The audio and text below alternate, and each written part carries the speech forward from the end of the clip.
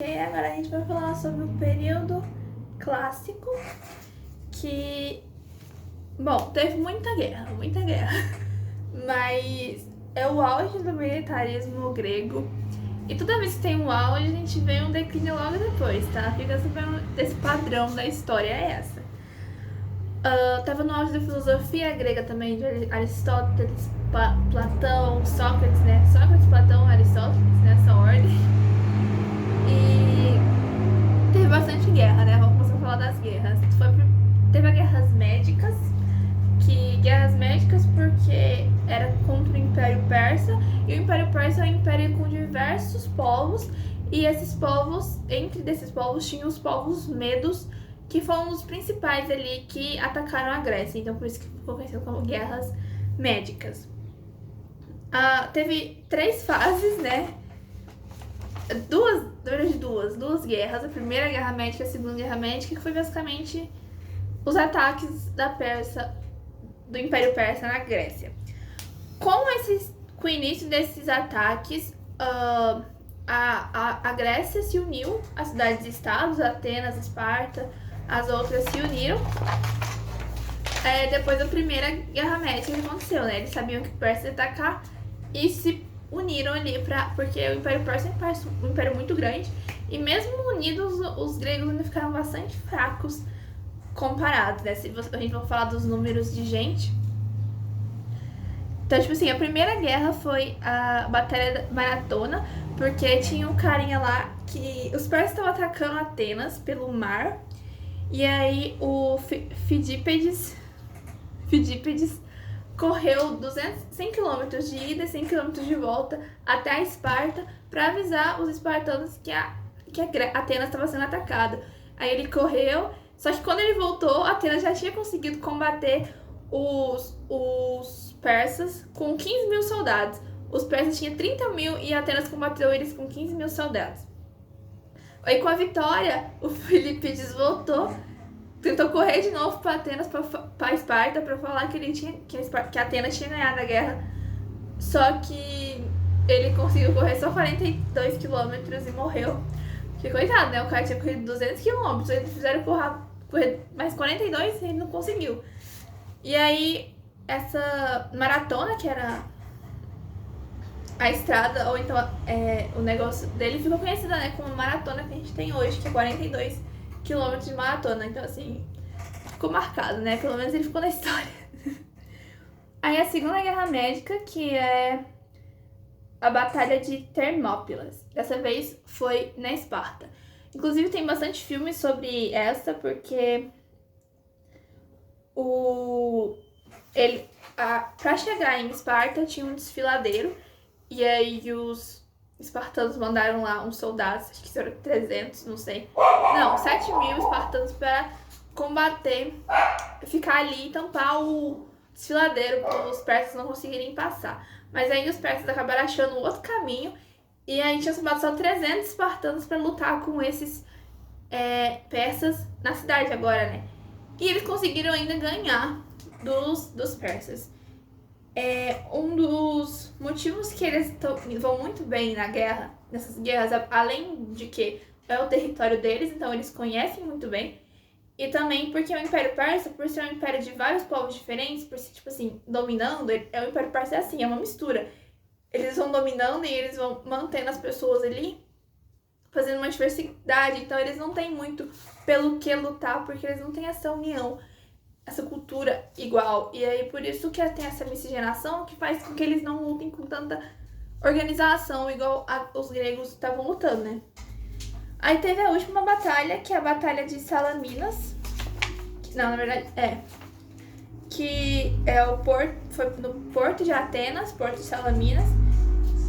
E os navios, cerca de 200 navios atenienses, protegeram ali a região e não deixou os persas entrarem.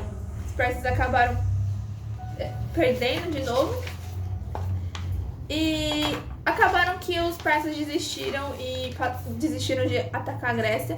Eles continuaram se expandindo em outros territórios, mas não mais no grego.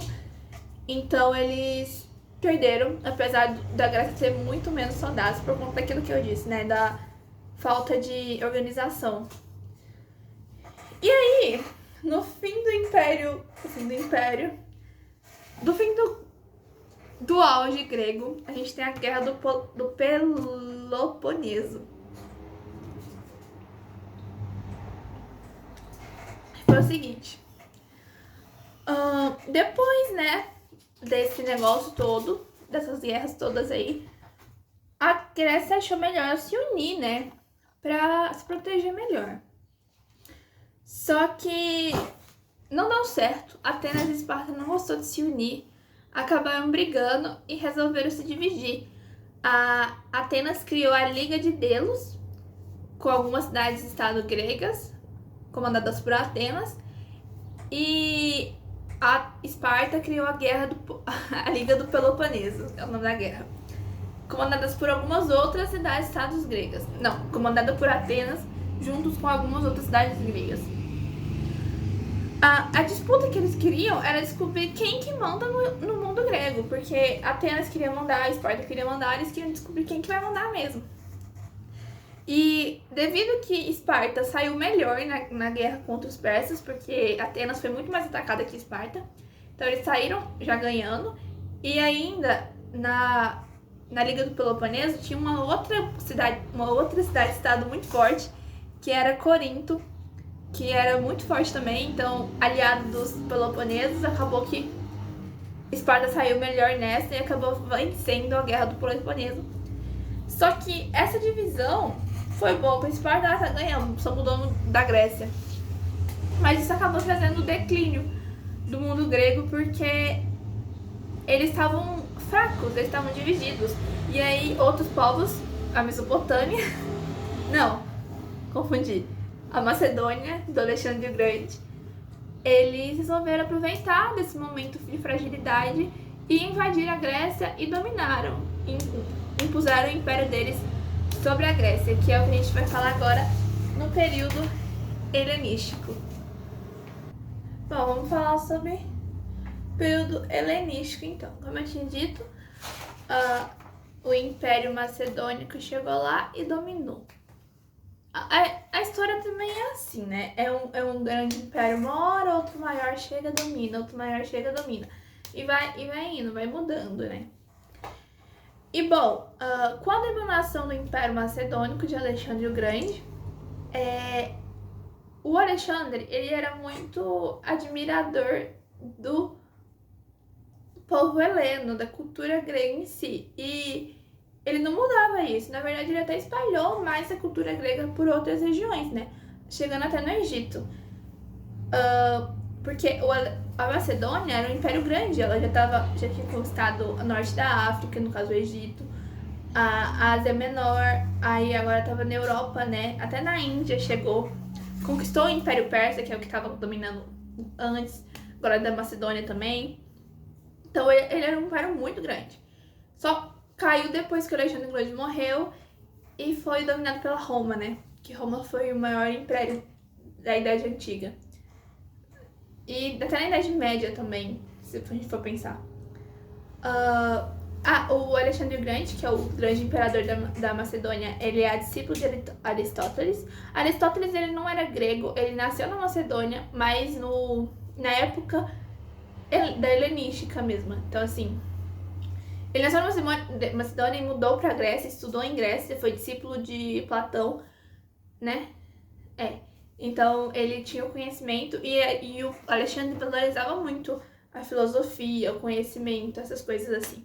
E ele era muito inteligente, porque quando ele dominava um lugar, ele não impunha sobre o lugar a sua cultura, as suas crenças, a sua coisa. Não, ele mantinha os mesmos governantes, a mesma cultura, o mesmo tudo lá. Tanto que um plebeu nem saberia dizer a diferença de quem governava, quem estava comandando ou não. Mas eles estava sujeito às ordens de Alexandre, tinha que pagar os impostos para Alexandre. Então, assim, os próprios reis dos locais eram subordinados dele. Então, assim, ele mantinha o governo, porém mandava no governo. Então, é uma maneira diferente de se dominar, sem pegar escravos, sem mudar tudo. Uma maneira nova. Porém, como todo império tem seu declínio, a gente vai falar melhor sobre o Império Persa, somente o Império Persa, na aula de Império Persa, mas agora a gente tá falando de Grécia. Depois da morte de Alexandre, eles dividiram o Império Império Persa não, Império Macedônico. Dividiu o Império Macedônico em 3 partes. A parte do Egito, governado por Ptolomeu, a parte da Ásia pelo Antíoco e a Europa pelo Antígono.